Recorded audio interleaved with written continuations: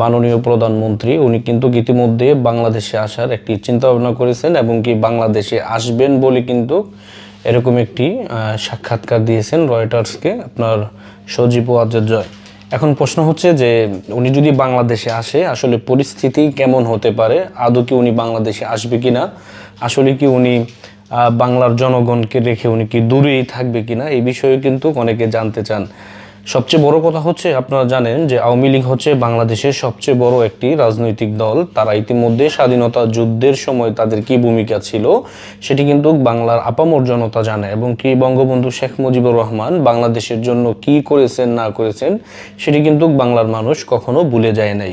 24-এ যারা ইতিমধ্যে আপনারা আন্দোলন করে যারা ইতিমধ্যে খেতাবপ্রাপ্ত হতে চেয়েছিলেন আপনাদেরকে কিন্তু কোনো জাতি মনে রাখবে না কোনো সময়, কিন্তু বঙ্গবন্ধুকে এই বাংলাদেশ যতদিন থাকবে এবং কি কিয়ামত পর্যন্ত এই বাংলাদেশের যত মানুষ জন্মগ্রহণ করবে প্রত্যেকটা মানুষ আপনার বঙ্গবন্ধুর নাম নিবে এবং কি তাকে শ্রদ্ধা এবং কি ভালোবাসবে।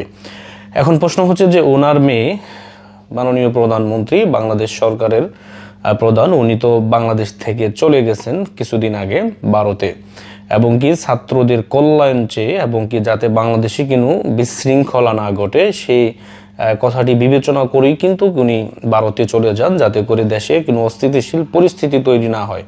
কিন্তু দেখা যাচ্ছে কি উনি যাওয়ার পরেই অবৈধভাবে বাংলাদেশে ইতিমধ্যে ক্ষমতা দখল করে বসে আছে আমেরিকার পুতুল সরকার নামধারী যারা ইতিমধ্যে সমন্বয়ক পরিচয় দিচ্ছে। মূলত তারা ছিল আমেরিকার একটি এজেন্ট মাত্র। তারা বাংলাদেশে আপনার এরকম একটি অস্থিতিশীল পরিস্থিতি তারা তৈরি করে আমেরিকার যোগ সাজেশে। এখন প্রশ্ন হচ্ছে উনি ভারতে চলে গেছেন, বাংলাদেশে একটি সরকার ইতিমধ্যে গঠন করেছেন যেটা কি বলা হয়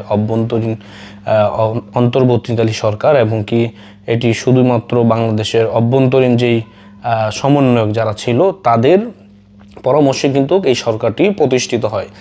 এখন এই সরকার প্রতিষ্ঠিত হওয়ার পিছনে আসলে আইনিভাবে এগুলোর কোনো ভিত্তি আছে কিনা, আইনিভাবে এইরকম সরকারের কোনো নিয়ম আমাদের বাংলাদেশে নাই।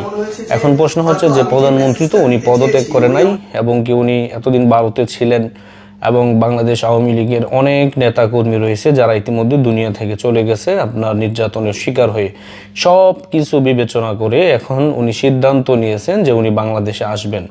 আসলে আসলে পরিস্থিতি কেমন হতে পারে এই বিষয়টাও কিন্তু অনেকে আমাদের কাছ থেকে জানতে চেয়েছেন যে উনি যদি বাংলাদেশে আসে তাহলে পরিস্থিতি কেমন হতে পারে, বা উনি তো বলেছিলেন যে চট করে বাংলাদেশে ঢুকে পড়বে।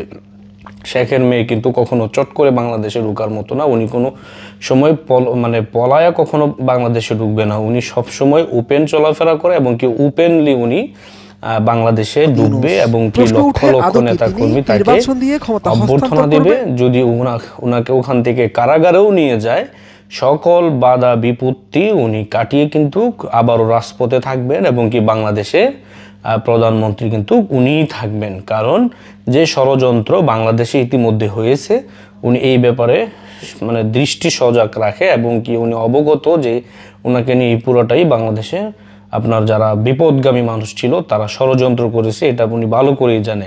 এজন্য বাংলাদেশ আওয়ামী লীগের যত নেতা কর্মী যারা রয়েছেন সবাইকে ঐক্যবদ্ধ হতে হবে এবং কি সকল ষড়যন্ত্র মোকাবেলা করার জন্য আপনাদেরকে রাজপথে থাকতে হবে, এটাই সত্য। অস্তিত্বের লড়াইয়ে যদি আপনি হেরে যান তাহলে হেরে যাবে আপনার পরবর্তী প্রজন্ম এরকম ধোঁকাবাজদের কাছে। আপনারা জানেন যে এরকম ধোঁকাবাজরাই কিন্তু বাংলার মানুষের ইমোশন নিয়ে, বাংলার মানুষের মায়া দয়া এগুলো নিয়ে তারাই খেলে এবং কি তারাই কিন্তু রাজনৈতিকভাবে আপনার সফল হতে চায়। কিন্তু এখন বাংলাদেশের মানুষ যে একটি প্রতারণার শিকার হয়েছেন এটি ইতিমধ্যে বাংলার জনগণ বুঝে গেছে যে তারা আর এরকম প্রতারিত হতে চায় না।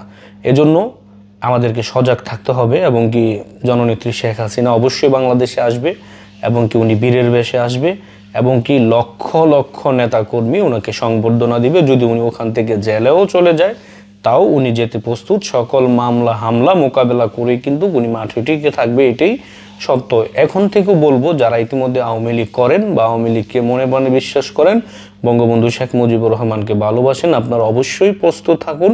যেই কোনো সময় যেই কোনো মুহূর্তে হয়তো আপনার যে কোনো ডাক আসতে পারে।